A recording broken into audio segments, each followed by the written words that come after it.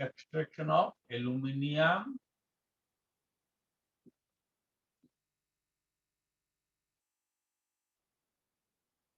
from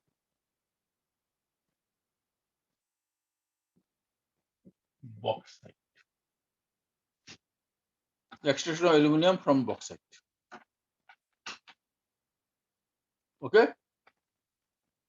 See, we have already discussed the purification of bauxite by Bayer's method. When we have discussed about leaching, in the leaching process, we have discussed about the purification of bauxite. Okay. So, what is the bauxite ore? Bauxite ore is Al2O3 2H2O. So first you have to go for purification. So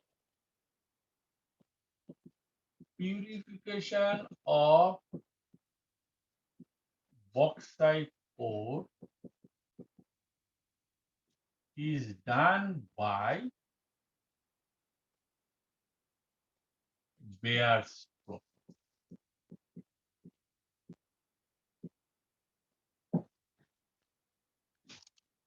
Okay.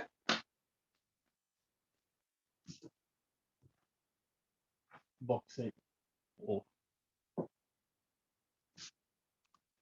So that I have already discussed with you when we have discussed about leaching. So now I will not write anything, but I'm going to explain it to you again.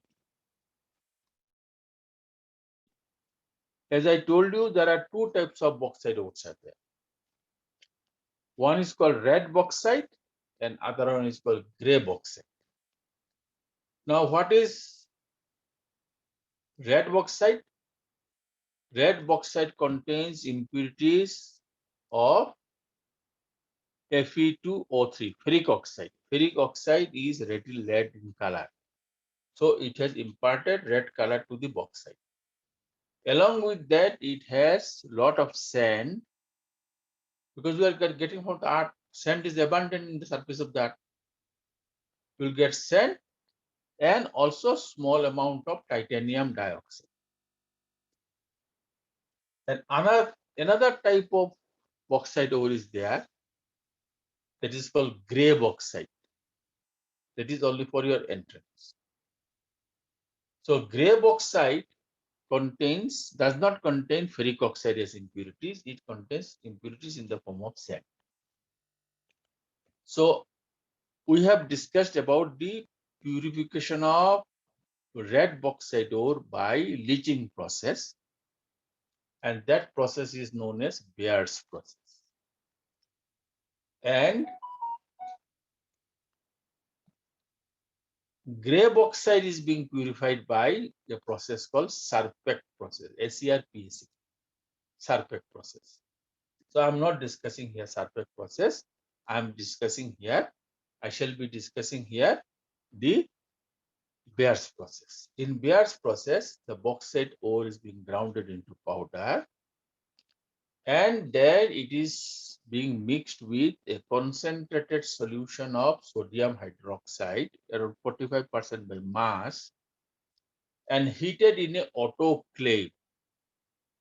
Autoclave is just like pressure cooker. Okay, big autoclaves are there. So it is being heated in autoclave around more temperature around 470 Kelvin and under an atmospheric pressure of 35 to 36 atmosphere. Okay, so it is being heated. So in this process, what happens? Sodium hydroxide reacts with bauxite ore and it dissolves it in the form of sodium metaluminate. I have given you the note. Note is there with you. Even the board also I have explained to you. So I'm not writing. So it forms hydrated sodium metaluminate. And silicon dioxide also reacts with the sodium hydroxide to form water-soluble sodium silicate. Ferric oxide and Titanium dioxide does not react with the sodium hydroxide and remain insoluble. So the substance is cooled and now filtered. Once you filter it, all the ferric oxide and the titanium dioxide impurities remain insoluble and comes out in the form of residue, which is being separated. Now the filtrate is being either diluted with water or we pass carbon dioxide through it. After passing carbon dioxide, you get their hydrated alumina. It is wet alumina, Al2O3.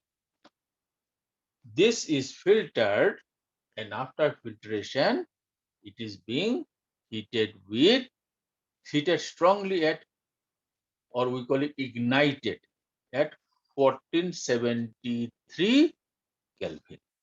By that way, all the water escapes from it and you get perfectly dry alumina powder. And it is found to be 99% pure. Now, when we have discussed the thermodynamics of the extraction of metals, in that case, we have classified the metals into three categories. What are those? The metals which are extremely electropositive, that is with low negative standard reduction potential, like alkali metals, alkaline earth metals.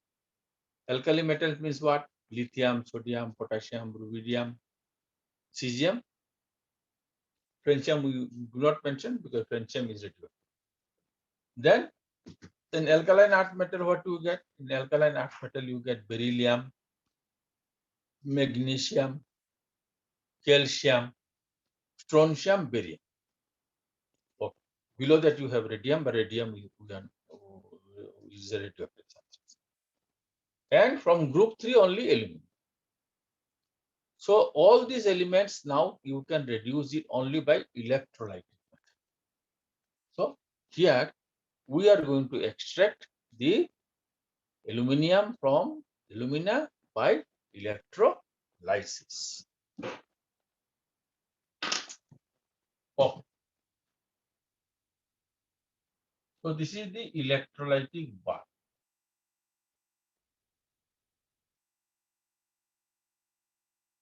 Okay.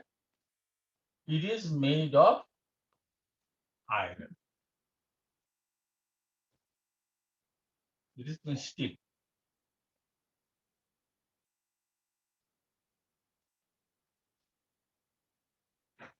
And inside of it is being lined with graphite.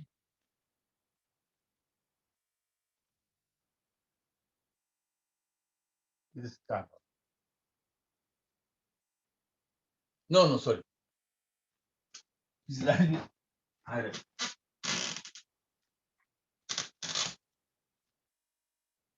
No, this is correct. I'm correct only. This is iron tank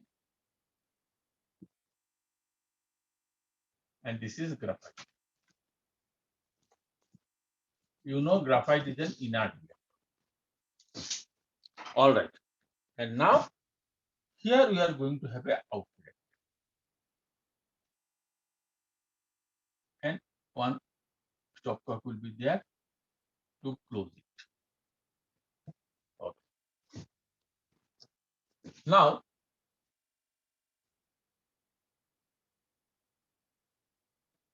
here we will have a copper rod. And from the copper rod, you will find the graphite rods will be here.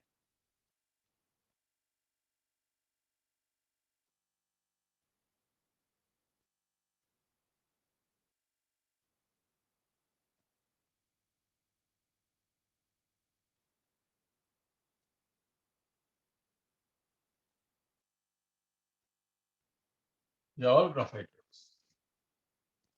Okay.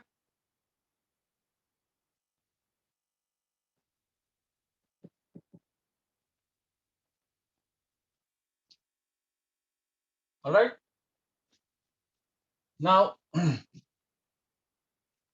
this one will act as cathode.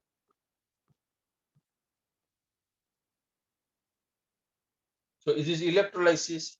So cation will go to cathode. So this is the negative electron. And these are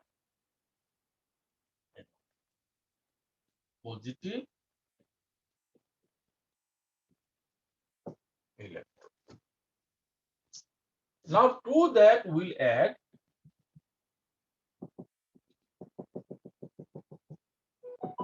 our dry and pure alumina.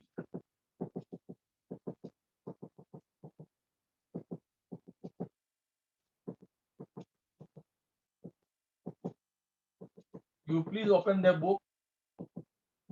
Go for the extraction of aluminum.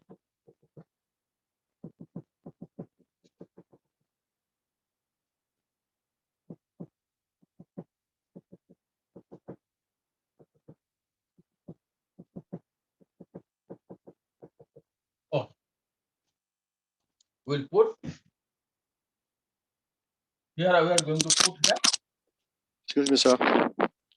Sir, can you move the phone to the left side a bit? Cannot see it clearly. This one. Yes, sir. Should I write it this side or this side? No, the This phone, side sir. or this side? This. No, the phone cannot see clearly that side, the left side. This one. Okay, okay. This is the written. See, because of that, it will to see the book. These are I have written graphite rods, anode, positive. No, the full scale we cannot see because of the camera. We have left side a bit, sir. Move. Yeah, now we can Yes. see. Yes. Thank you for information. Now see that. Now we know that if you, what is electrolysis? Where electrolytes can conduct electricity either in the molten or aqueous. Now the problem is that suppose if I add only alumina, okay, alumina is not a strong electrolyte. So because now you already know the electrochemistry, if it is not a strong electrolyte, it does not undergo complete dissociation. Moreover, the melting point of alumina is very high. It is more than 2000 Kelvin. Okay, so if you heat it to 2000 Kelvin, what are the things are going to happen? See, first of all, you require huge amount of energy, that is, it is being done by electricity. So in that, electricity consumption will be very high, because see, this extraction is not for fun, it is for business. Second, after this electrolysis is over, you will get aluminium. Very interesting thing is that here, at such high temperature, aluminium metal goes to vapor state. So what is going to happen? Once you do the electrolysis, you are spending huge amount of money to heat it. Whatever the aluminium you are getting, it will escape. So we have to somehow find some way by which we can lower the melting point of alumina, and somehow to stop this process of evaporation. So what we do, to that we add a substance called NaAl, Na3Al-F6. So this is alumina, pure alumina. This is called,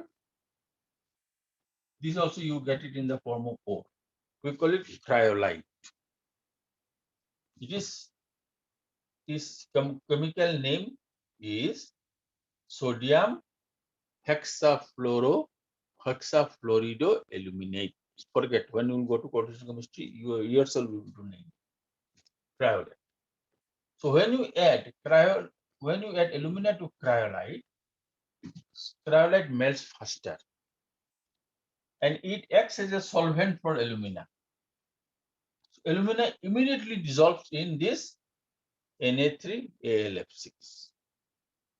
So in that case, its melting point is drastically reduced, around 700 to 800 degree below its melting point it melts. But it becomes a very thick mass.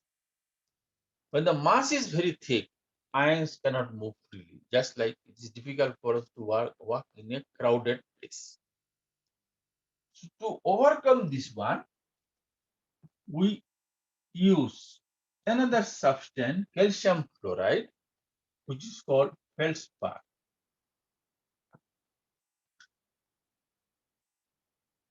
These are all technical feldspar.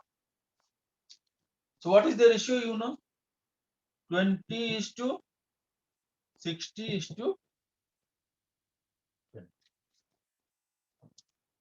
So when you add feldspar, then the solution is diluted and movement of the ions become fast. So all these three of them are present here. So this is the one which is present. After that, when your tank is filled here, then and this mixture is, see, this mixture is being made outside in solid state and it's being fed to the tank by conveyor belt. And after that, you find that it is being covered with coal dust.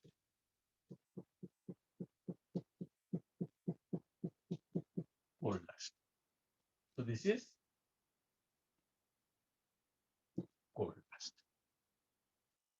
Okay, so I'm not writing this one. So I put it like this and I put it there. But there is no place to write. So after that, it is being heated.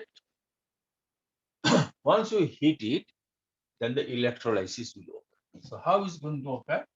Here, Al2O3 will break down to give you 2Al3 plus and 3O2 minus.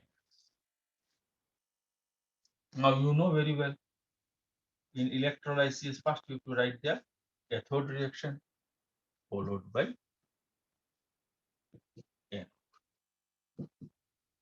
But we'll do this first because from here we are going to get electron. I told you if electrons are not released, aluminum cannot take.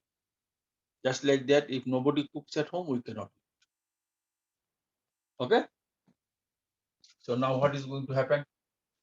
We'll write now here 3O2 minus will give you 3O, this oxygen atom, plus 6 electron. Now this, see here, 3 electron, 3 oxygen cannot give you oxygen. Huh? So let it remain like this. Now we are this 6 electron will travel to the cathode. So here we have 2Al3 plus. See, we will not write aqueous because we do not put water. So it will be 6 electron and you get here. Okay. Now, sorry, here I have to, here I'll mention here. Problem with my drawing. This is a copper rod. Huh? Now this is a bulb. Okay, I'll tell you about the bulb later. Now see what will happen. This alumina will go to cathode. So all the alumina will come down. So these are all. We'll write now here molten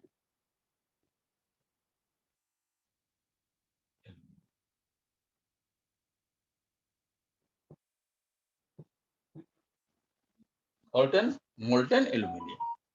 Clear? And the oxygen will be liberated here. When the oxygen is liberated there, so it is very hot condition. See, we know that graphite does not take part in the electrolytic reaction because it is a passive electrode. But this graphite is meeting oxygen atom at such high temperature. What is going to happen now? This will get converted into carbon dioxide. Now you understood why did I cover it with the coal? If I keep it exposed, then there will be fire. So because of that, it's being covered with coal so that no air from outside. See, already carbon is reacting with oxygen, liberated here. If you have excess of carbon, what will happen? Before the reaction starts, the graphite will burn. So it is being covered with oxygen. And what happens now here? See here, carbon is getting oxidized to carbon dioxide. So what is going to happen? This graphite rod will start burning inside without any fire. So gradually you will find the graphite rod will disappear. So we find for every 1 kg of aluminium, 500 gram of graphite rod is required. For every 1 kg of aluminium, 500 gram of graphite rod is used. So what is going to happen? See here, gradually the concentration of aluminium will decrease. Alumina is going to decrease. This is the one which conducts electricity. As the concentration of them will decrease, then in that case, the passage of electricity will be low. See here, because of that the bulb is there. When you find the bulb has become dim or not glowing properly, then you know that alumina, whatever you have added, is almost exhausted. So, but nothing has happened to these two. So time to time, we add alumina from the top because we know the calculation how much alumina we should add. Why? Because you know how much you added this and how much you added this. You know that it should be in the ratio of 20 to 60 to 20. So time to time, the aluminum is being added. And this electrolysis does not stop even for a second. It will be 24 hours. It will continue. So this is the process by which we carry out the extraction of alumina from purified bauxite ore. Here I like to tell you one thing that this, see, purification of bauxite has a name. It is called Bayer's process. So this process also has name. This process is known as Hell-Herold process. Okay, this is called Hall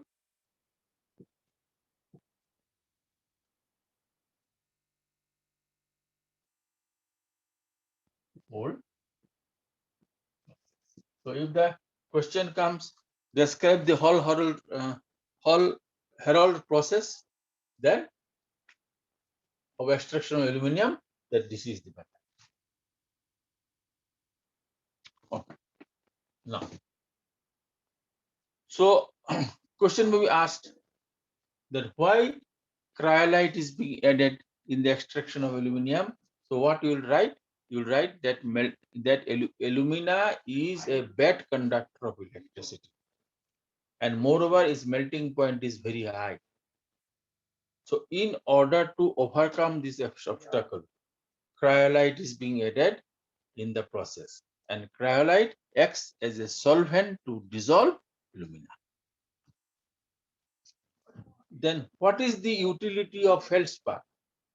You simply write the feldspar enhances the ionic mobility of the electrolyte. All right. See, whatever the aluminium that you get it from here is 99% pure. Why is 99% pure? Because alumina was very, very pure. So most of the aluminium that you use either for making utensils or different building materials, you have seen these days people are using aluminium bar to make their windows and all this thing. So all are being made from this type of aluminium. But if you want to go for further purification of alumina, in that case you have to go for electrolytic refining. That theory already I have told you. So what you will do?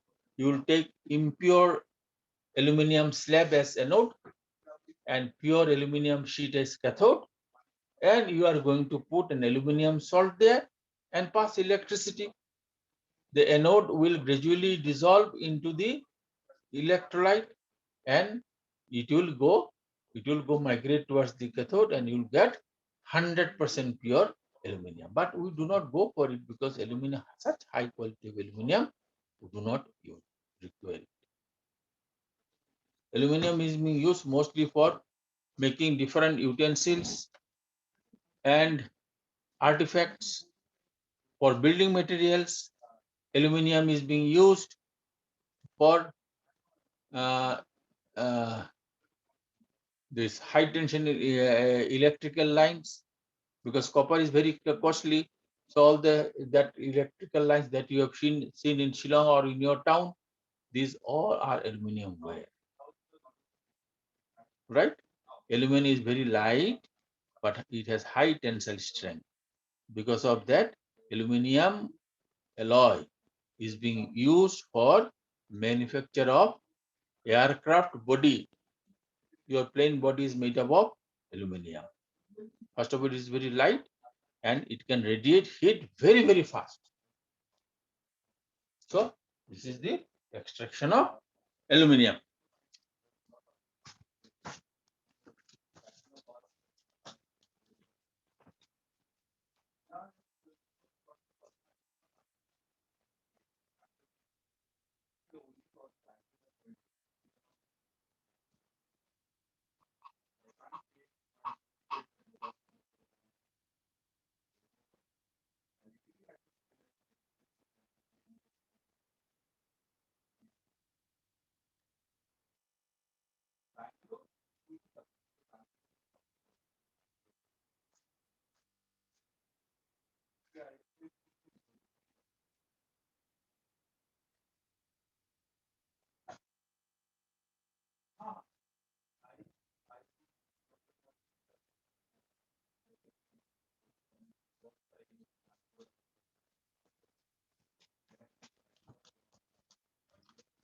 Okay.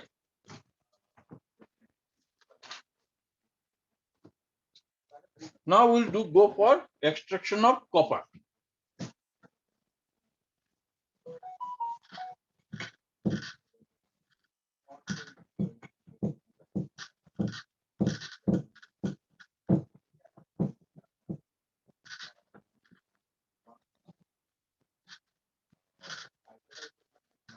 If you have any question, you should ask.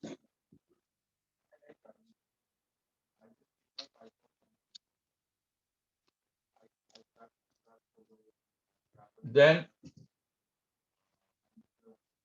extraction of copper. See, copper is not abundant in the nature, but it is being used extensively in electrical purpose. Also to some extent for making utensils and beautiful artifacts. It is also being used in the manufacture of bronze. Okay. So even if you get in any or small amount of copper also, we do not ignore it. So we try to get it. So we'll classify the extraction into two categories. One, extraction of copper from inferior copper ore. Please don't misunderstand. Inferior copper ore means copper is not inferior. The amount of copper in that ore is very less. Element will be element, where from anywhere you get it. Okay. So here amount of copper is very insignificant, but still we want it. So what we do?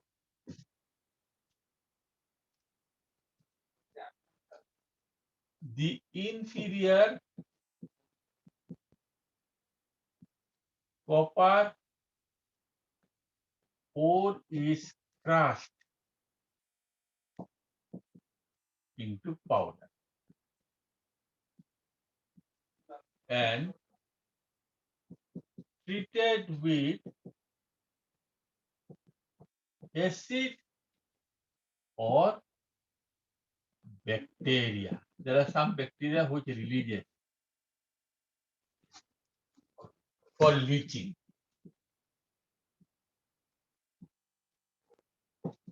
What happens now? Because there the copper does not stay as copper, it remains in the form of copper salt. So that copper ion is get now dissolved in acid, or when you put some bacteria, if you add bacteria, the cost will be less. In that case, what is going to happen? They will take out the bacteria, sorry, copper ion, they will take it out from there and dissolve it in water. Okay. It is then filtered. The book so much is not being written. It is then filtered. The filtrate is then treated with hydrogen gas, zinc, or scrap iron.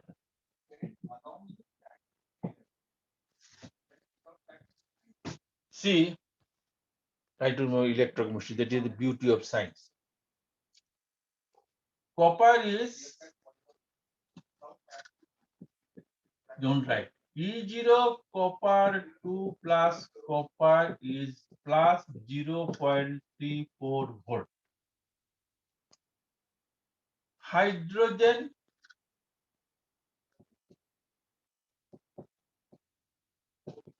0.00 volt. Then iron Fe2 plus Fe 0.44 volt minus E0 Zn2 plus Zn minus 0.76 volt. We know, I told you that elements with lower standard reduction potential displaces the element with higher reduction potential. See here, copper is 3,4 plus. So copper can be replaced by hydrogen. Lower than that, it can be replaced by iron. It can be replaced by zinc. Zinc will be the best because it is more reactive. Okay. So this is for your information. You want to write it? Write it. Write it in a box.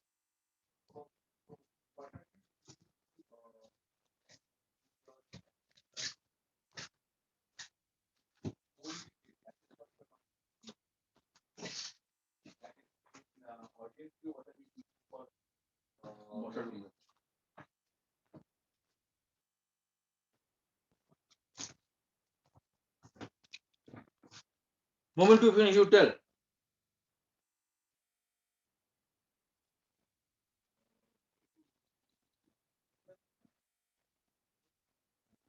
Finish, sir. Okay. Done, sir. So now I'll write down the equation. See, in that filtrate, what you have? Copper. You have put hydrogen gas. Electron will come from hydrogen, go to copper.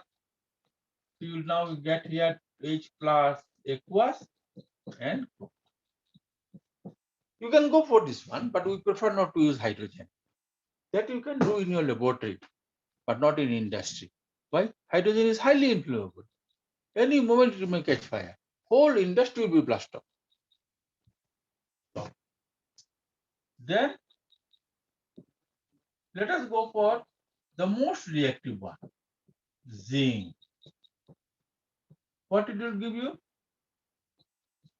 This plus Zn2 plus. Process will be very, very fast. Okay. Then we go for the iron. What did you mention there? Scrap iron. Okay. But in the equation, we cannot write scrap iron. Equation will be iron only. So what you will get?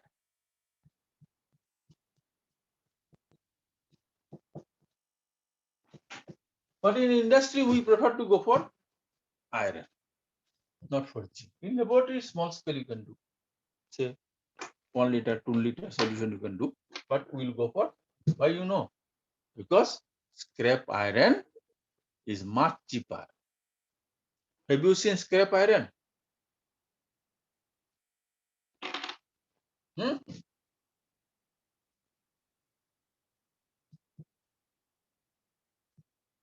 Have you seen? So many of you are there, 10, 12 of you are there. Scrap iron, have you seen?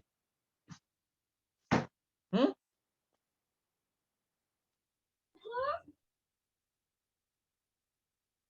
None of you have seen scrap iron?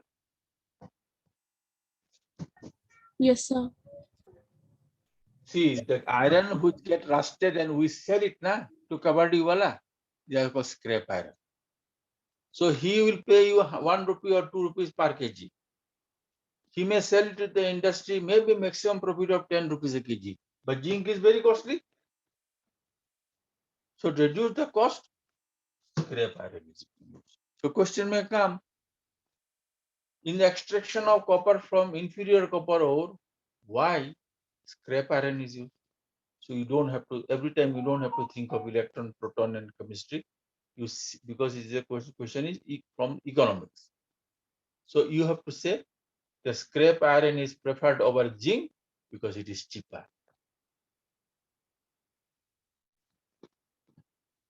Oh. So this we get. Now we go for the ore. In our country, we do not get so much amount of copper.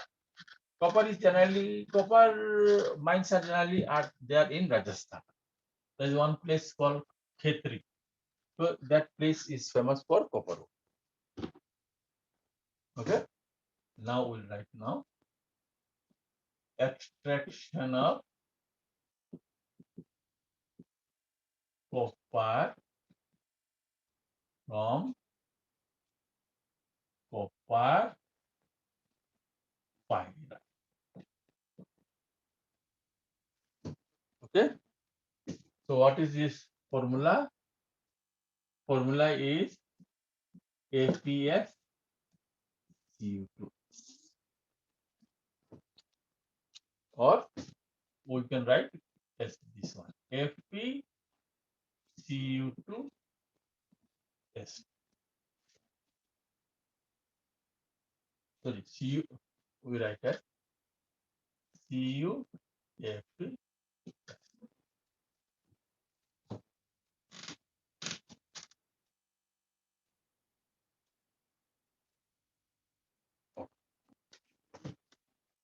Now, what are the ores? So ores are what? One is copper pyrite. This I am giving only for your entrance. Copper pyrite, CuFe. All right. Second one is copper glands. Copper gland. This is cuprous sulfide, but its abundance is not that much high. This one you find in many places, especially in Africa. We call it malachite. Okay. Malachite you have seen. not as a ore, but in your house you have seen. Do you have any copper article in your house? Copper article, maybe utensils, door handles, or any other artifacts. Have you seen? Do you have in your house? Yes, sir. Have you not seen that if you don't polish it, after some day there is a green coating is there, green powder is there? Yes, Huh? sir. Yes, this is the one. So time to time we clean it with brasso. Brasso is what? It contains acid. So that way these articles react with the acid and goes away from the surface of the copper. But actually what happens? The corrosion of copper takes place.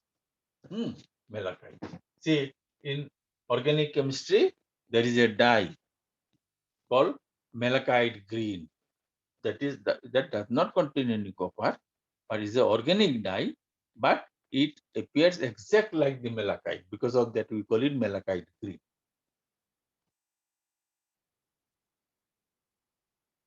Okay. So I'm giving you only for your entrance. Now you have cuprite. Cuprite has the formula cupras. Okay. One more is there. We call it azurite.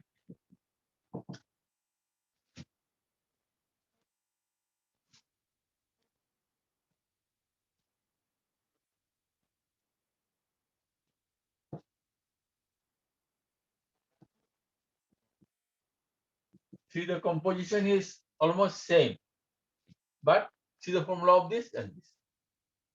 Okay. Ajay, now Grace, can you tell me what will be the color of this azurite?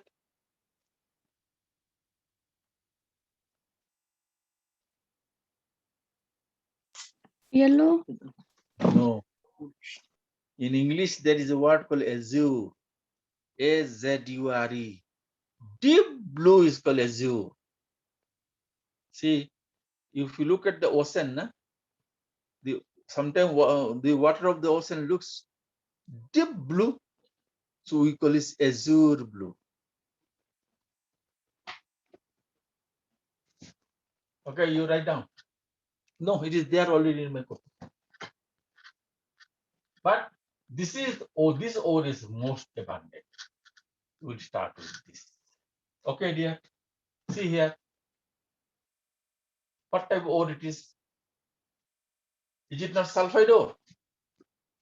So, so in that case, how the sulfide ore is purified? How? The ore is purified by. How do you purify sulfide ore? How do you do the concentration of sulfide ore? Tell me. I told you one specific method is there where only sulfide ores are being used. What process? In your textbook there are 4 processes are there. One is called gravity separation. Second is magnetic separation. Third one is froth flotation process, and the last one is called leaching. So which process you use? Tell.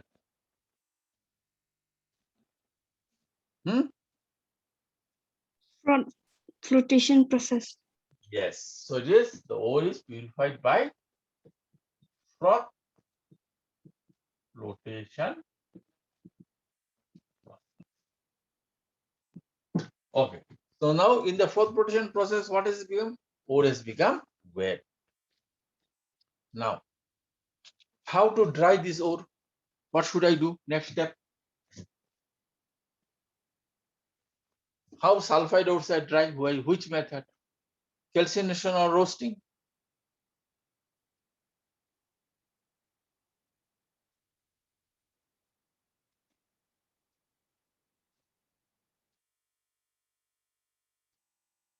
What method is used for drying of sulfide ore? Huh? Roasting. Yes, we'll go for roasting. So the ore will be roasting. So it will be heated in presence of excess amount of air. So in this roasting process, see in my note, so many steps equations are given. You do for examination purpose only read this sulfur, but for entrance exam I have given you some other equations. Okay. So here, when you roast it, you heat it in presence of excess amount of air. So you will find it is going to you have to give you cuprous sulfide, ferrous sulfide, and sulfur dioxide. All right. So this will be there. Now we don't go for complete roasting. I told you because it will go for auto reduction. So again the cuprous sulfide, I told you 23, 22. So it will give you cuprous oxide and sulfur dioxide. Then again iron sulfide also same thing. It will give you 2 FeO plus 2 sulfur dioxide. So this is the roasting that you have done, but we will not go for complete roasting. We will go for partial roasting. So now my ore is being roasted. After that, what will go do? We will go for reduction. For reduction, what we will do? This roasting is done in what type of container? Again for entrance. This is being heated in reverberatory furnace. Reverberatory furnace, it will move like this and it will also move like this, 360° and 180°, so that the ore can mix with air properly. Okay, this is done in reverberatory. I'm not writing it. It is done in reverberatory furnace. Then after that, we have to go for reduction. And when the reduction is done on the molten condition, what do we call it? We call it smelting. We call it smelting. Wait.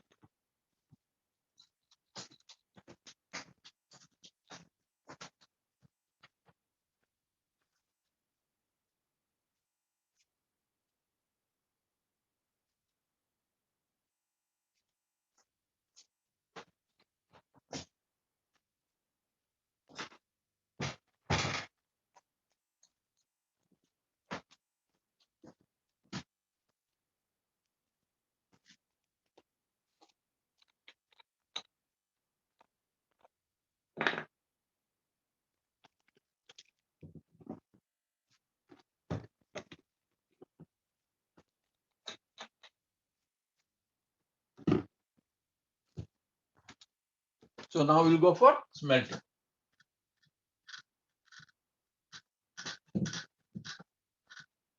It's very difficult. Huh? I have to now clean it with alcohol.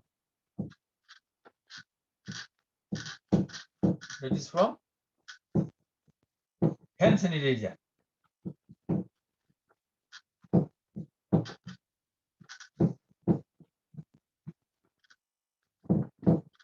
Oh. So now I'll go for smelting. But mind it,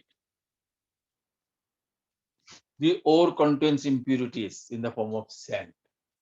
So smelting. So what we write now?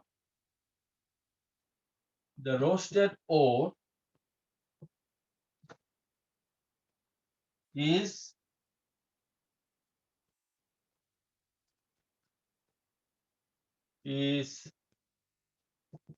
mixed with sand, silicon dioxide, what? Is flux, and heated in a in a blast furnace. Why do you call it blast furnace? This is furnace does not blast. We send a blast of hot air. We do not heat directly with fire. We send very hot air inside in a blast furnace. Okay, now see what are the things are going to happen. So here what will happen? See here, ferrous oxide is there because you have sent air means what? Oxygen. See, so you will form FeO plus. See, this is the impurity. What impurity you call it? Gan. So this is mixed with. See, this is acidic flux. So this is what flux. This is gang. So what it will form? It is going to form ferrous silicate. It will form come in the liquid form and gradually come down to the bottom of the furnace where you have kept container for the molten metal. Okay, so we call it slag. Okay, write down this equation.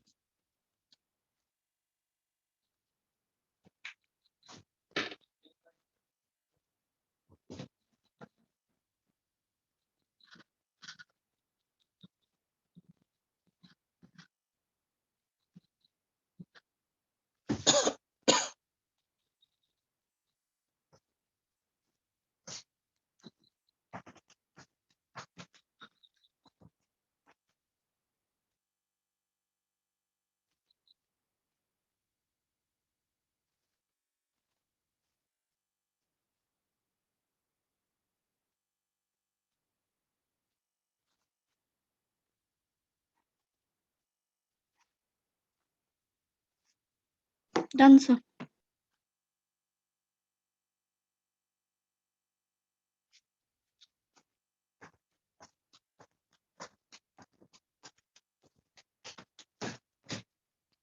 Okay.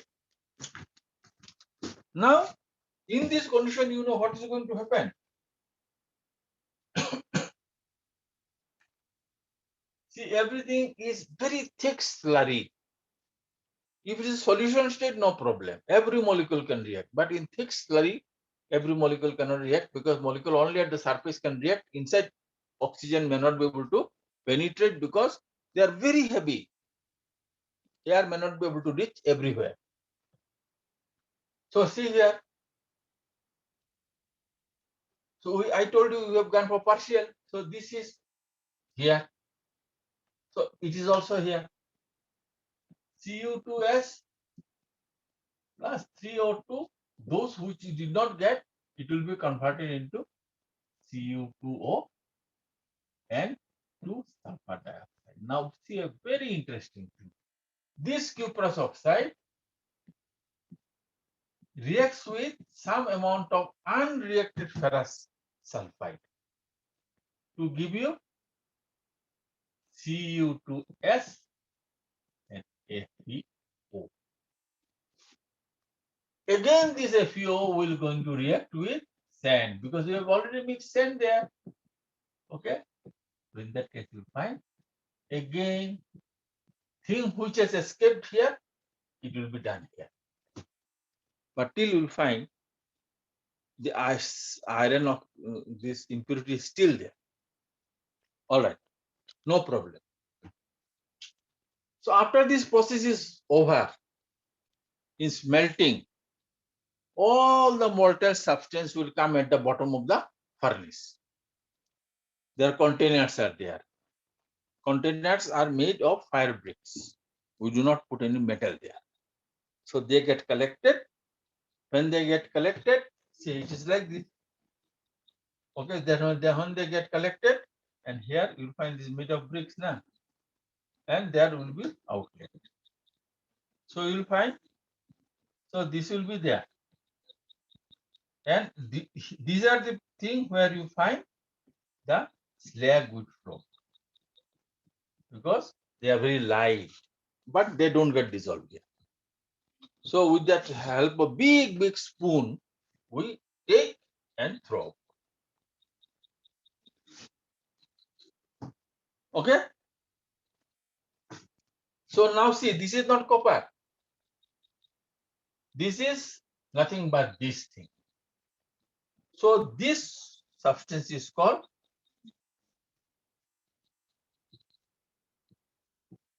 we call it copper matte. This is called copper matte. So from the smelting, from the smelter, we get here copper matte, not copper. So that is being taken out. And we'll treat it separately in another furnace.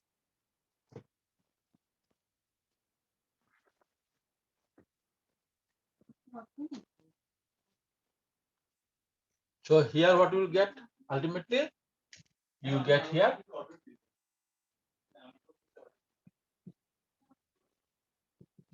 copper.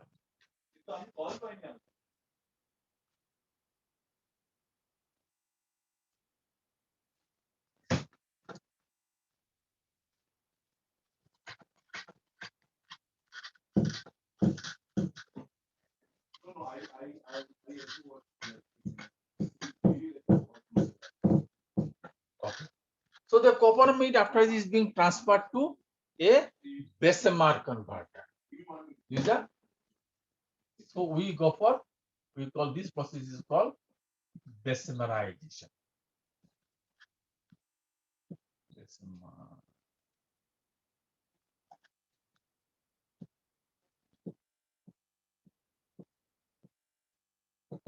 We take it into a Bessemer converter. Bessemer converters are like this, pear shape. Okay, and from bottom we send blast of hot air, and it can be rotated again 360 degree and 180 degree. So to that again we add little bit of sand because still some impurity may remain. So copper matte is mixed with some amount of sand. And how do you send the sand? Sand we do not add it. When the hot air comes, in that path only we keep the sand. So hot air blow sand inside. So now you find here, you find this copper sulfide is there. Sorry, I'll write here. Ferrous sulfide is there, some amount. So any ferrous sulfide which you could not remove there, again you will react with hot air to give you what?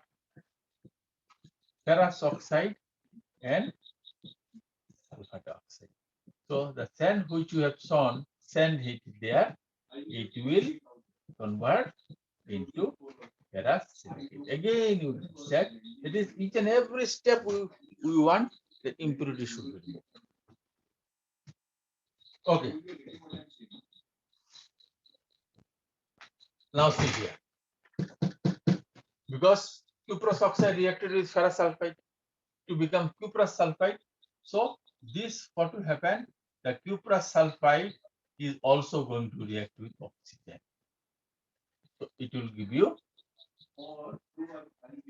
cuprous oxide and sulfur dioxide. And this cuprous oxide now is going to react with rest amount of the cuprous sulfide, and you get here 6 copper and sulfur. See here. No reducing agent. This is called auto reduction.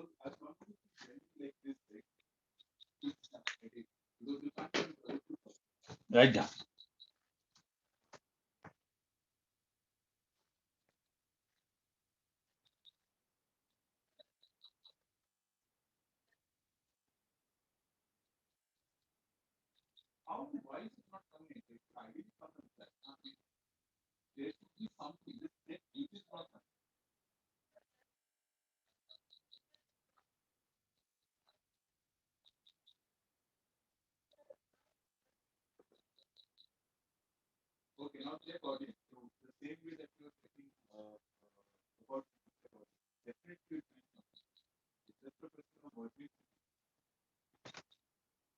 Okay, now see.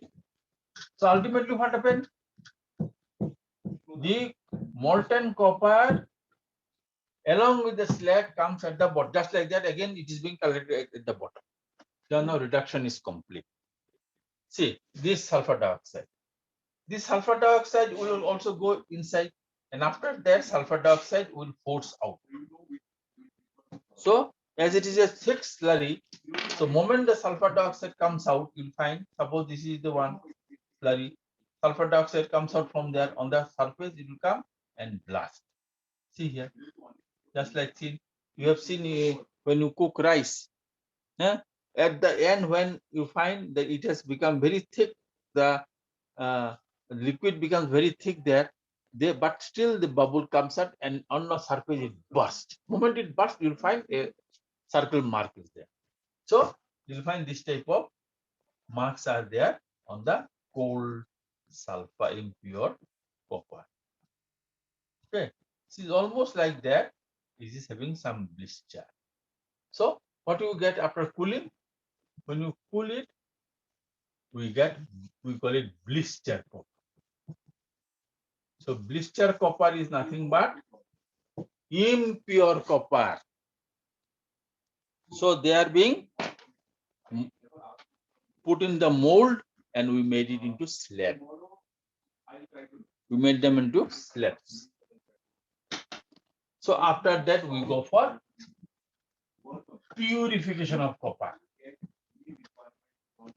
That I have already done it with you. What will we go for?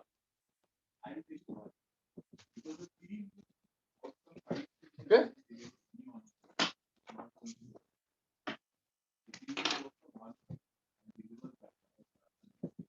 Blister copper is purified by electrolytic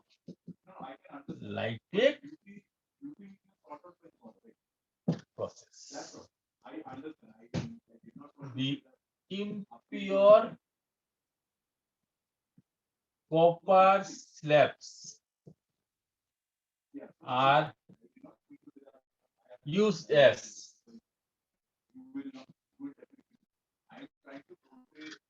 anode and thin sheet of pure copper is used as cathode and are dipped in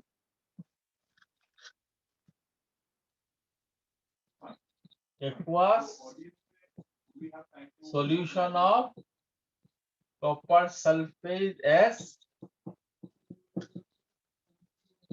electrolyte.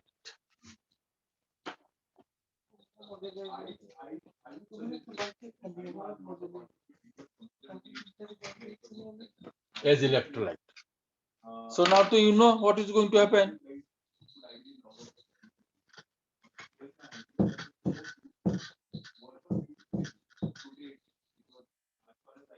See here. Cathode, anode. So this is the impure copper. You will go into solution. The electron will come to cathode, and the copper ion from the solution will take it and it will be converted into pure copper. Pure copper. And this is hopeless.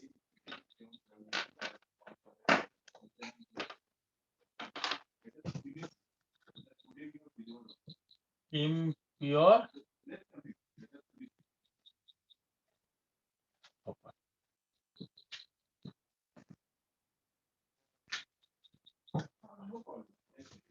You get more than 99% pure copper by this method. And this one already I told you.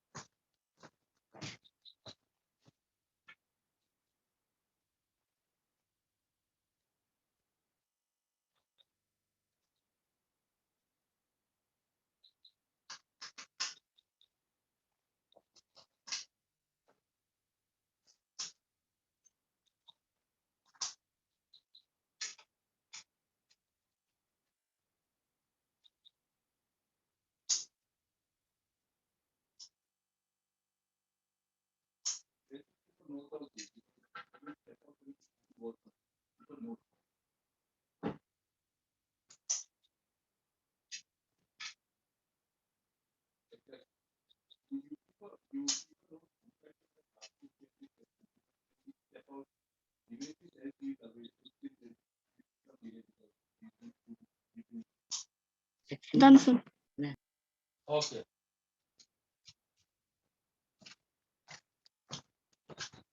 So now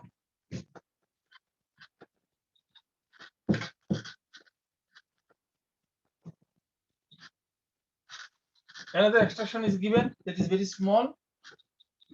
That is zinc. Extraction of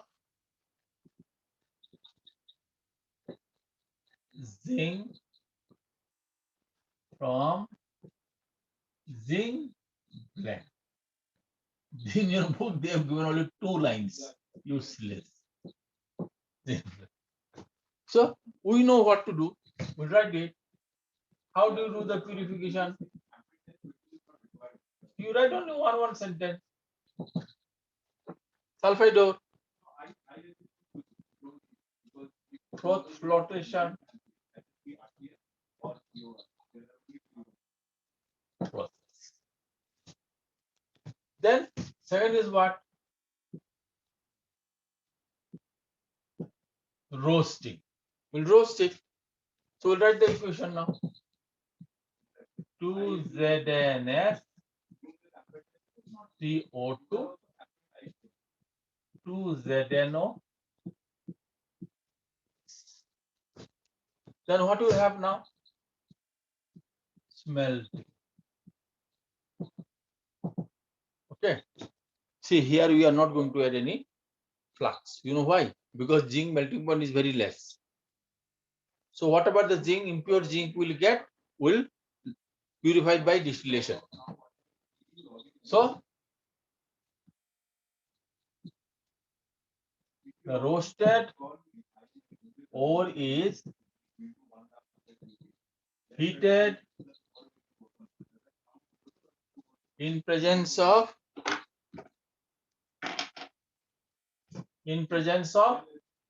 coke. Coke means what? Carbon. Okay, so what is going to happen? See here.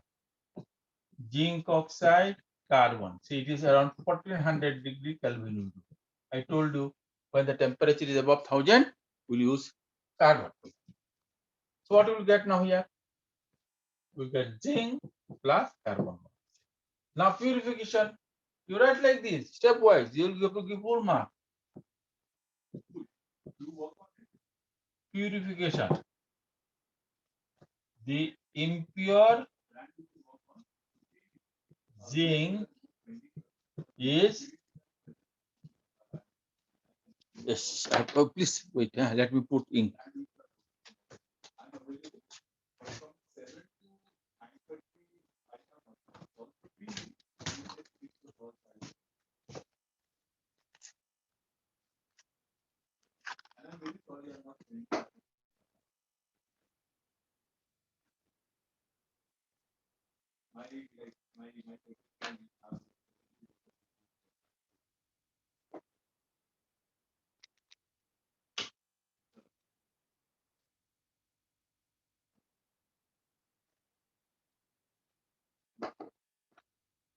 Please give me some time.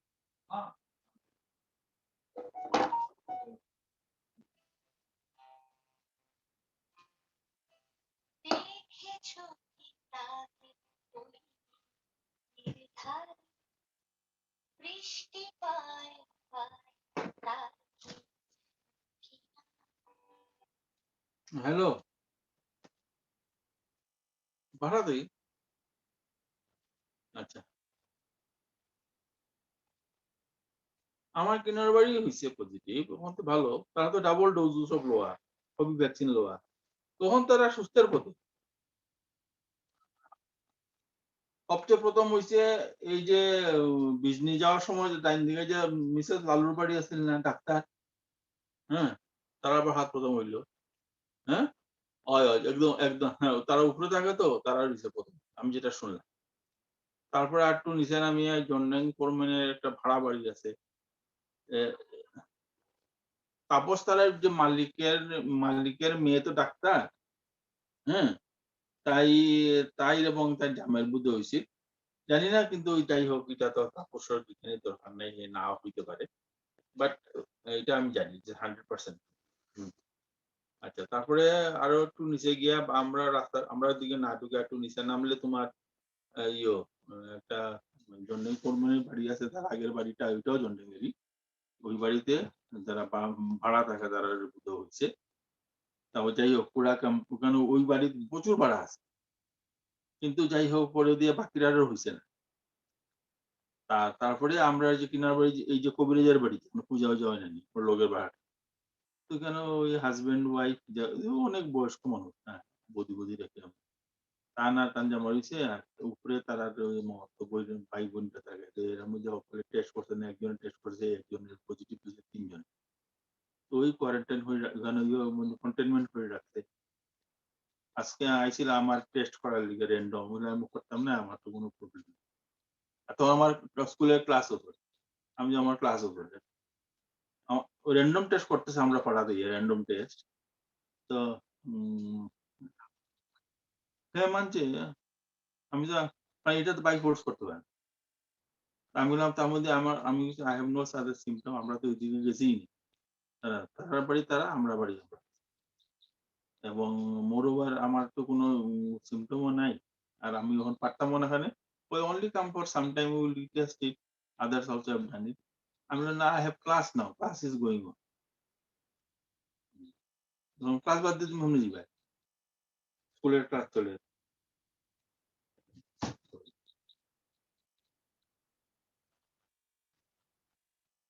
হ্যাঁ হ্যাঁ, ওই তিনটা সবই recovery, সবই recovery হয়। নেওয়ার দরকার নেই, তোমার তো তাই ভালো হয়। হুম, হয় হয় হয়। আর বাকি সব ঠিকঠাক? আচ্ছা, আমি এখন রাখি, আমার ক্লাস চলে। হুম হুম হুম। So impure zinc is purified by distillation. See here, because of that we did not use any flask, because this method is easier and you can get 100% pure zinc. All right. So these 3 extractions are there, but they should have given the extraction of iron, which they did not do. That is very bad, because this is the metal which we are using it. All right. So no problem, we'll do. They have given the equation of blast furnace. I will also discuss with the equation of blast furnace. Okay, now I have a request. As a blast furnace, if I draw, it will take 10-15 minutes. So in your book, you will find one diagram is there for blast furnace. Please open it. Please open. I'll give you 2 minutes to find it.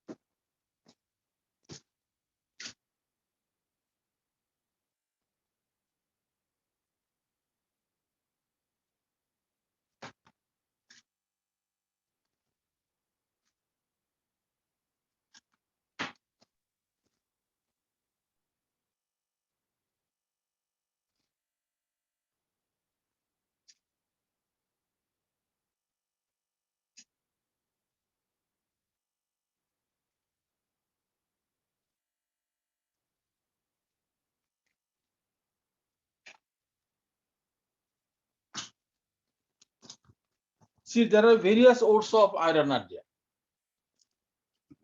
But thing which is more abundant, two types of ores are abundant. That is Fe2O3, we call it red hematite.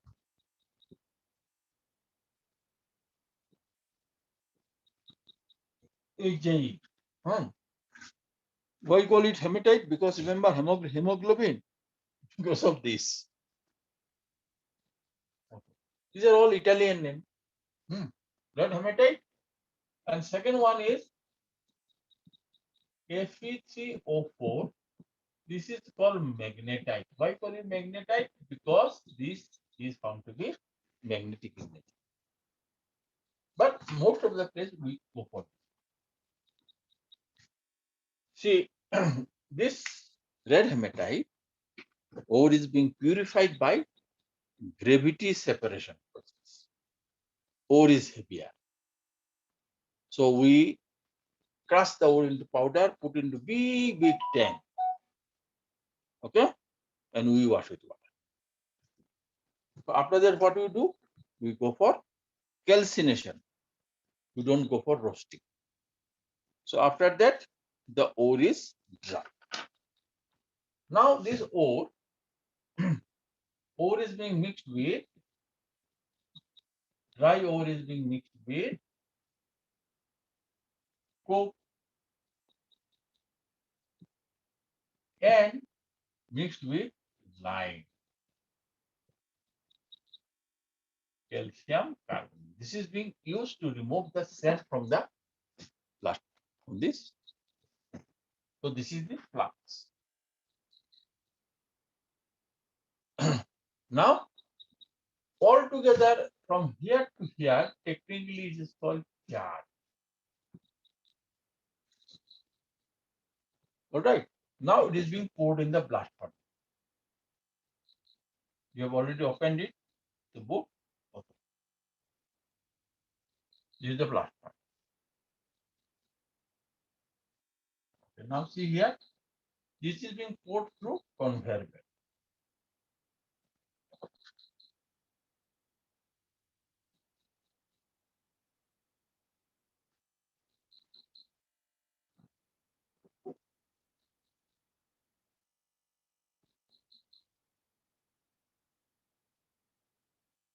Okay.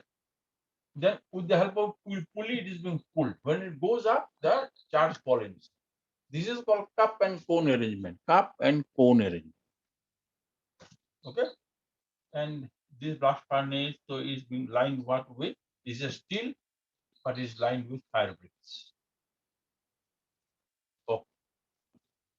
And through this bottom, blast of hot air is being sent inside.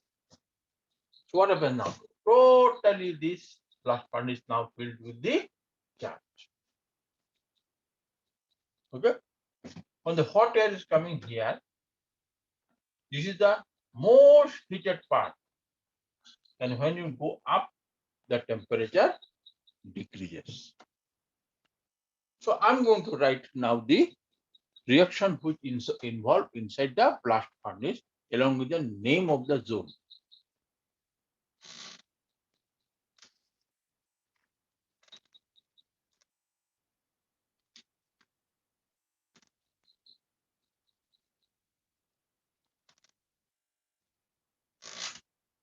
Okay. Now this one. This is called combustion zone. Why? Because when you send blast of hot air, carbon catch fire. What is smoke is what? Carbon only. See. What is going to happen now here? Carbon is react with hot air to give you carbon dioxide.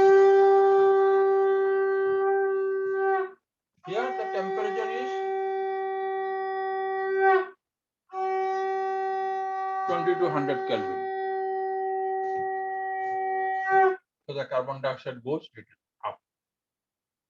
When it goes little up, it comes in contact with the rest of the coke. See, it gets reduced to carbon monoxide. Okay. Temperature is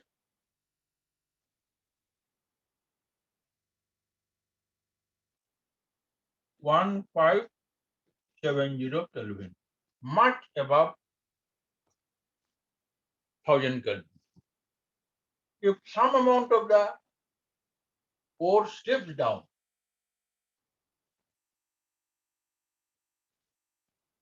carbon will reduce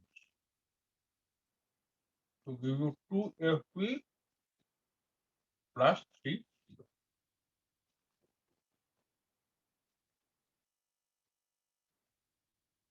Then this hot gas goes up. So this process is known as fusion.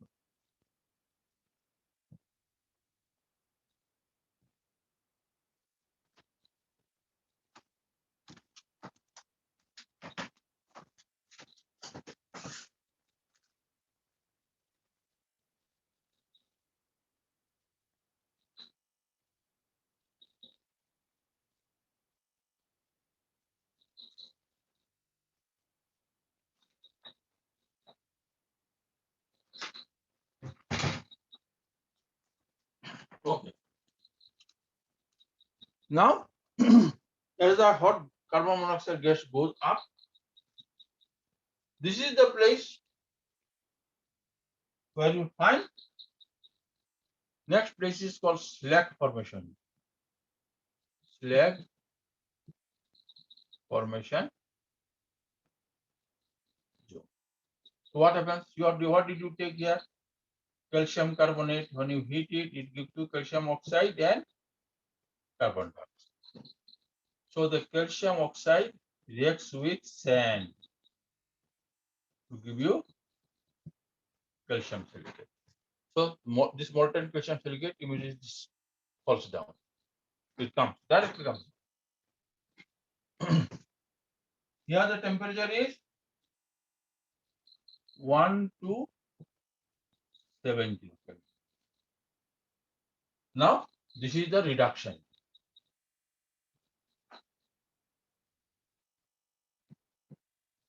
Here the temperature is below 1000.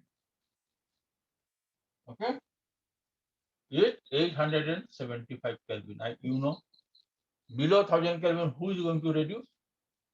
Carbon monoxide. So here, ferrous oxide, if ferrous oxide is there, carbon monoxide will give you Fe plus carbon dioxide. Now,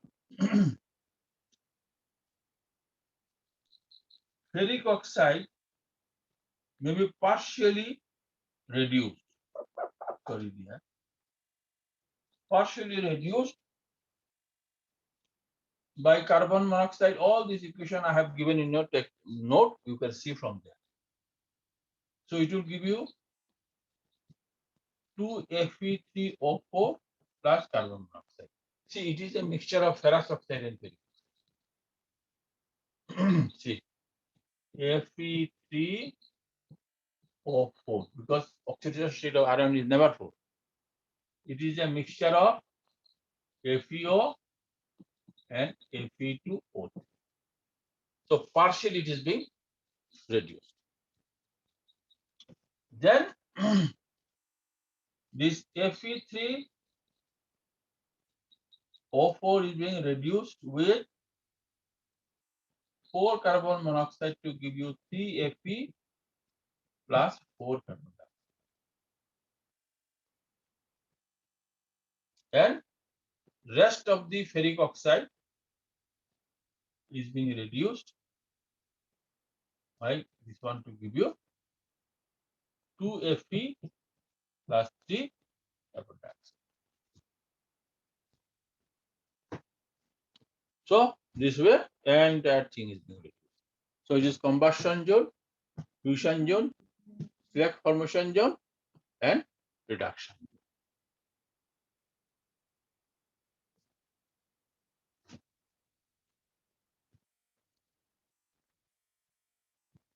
So ultimately what happens? All the molten iron comes here, and what floats is the slag. So again, slag here is being taken out by help of scooping it.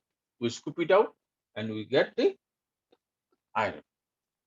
This iron is highly impure. Okay, but anyway we solidify it and we call that as pig iron. Why it is pig? Because initially the mold which is being made by the person, I think he is little humorous, he is given to the shape of pig. So it is called pig iron. Pig iron contains more than 4% carbon. Okay, then this pig iron is again being taken out to reduce the amount of carbon there. So we take another furnace. To that we put scrap iron. Scrap iron means rusted iron. Rusted iron contains what? Fe2O3. We put scrap iron, or you can put some iron ore and heat it. In that case, you will find this one will be excess of carbon will reduce this iron, and you will get there another iron. We call it cast iron. Cast iron contains carbon content is 1.5% to 3%. Cast iron has some utility. Interesting thing is that cast iron does not rust. So cast iron is being used to make big pipes. Even Shillong also you find big pipes, all are cast iron. It is being used to make the cover for drain, safety tank. Okay, these are the cast iron being used. So this cast iron again is being purified by adding some more scrap iron. We heat it, and by that we totally remove the carbon from there. We call it wrought iron. Wrought iron. Wrought iron is perfectly pure carbon. Cast iron cannot be welded. Wrought iron is pure carbon, pure iron, and is soft, and you can give any shape to it. This wrought iron is being used to make different iron articles. Now, steel. So, wrought iron has a demerits, it rusts. So, to make it rust proof, what you do? We make steel. So, we again take this iron, we melt it, and to that we add some amount of carbon, because in steel we have 0.15% to 1.5% of carbon. So this avoid mixing, making them rust. Okay, so we would again we mix carbon, and different grades of steels are there of different utility. To that we add some other metals like nickel, chromium, manganese, tungsten to get different grades of steel. With this, I finish this chapter. Please read, and if you have any question, you can ask. Bye. Good night.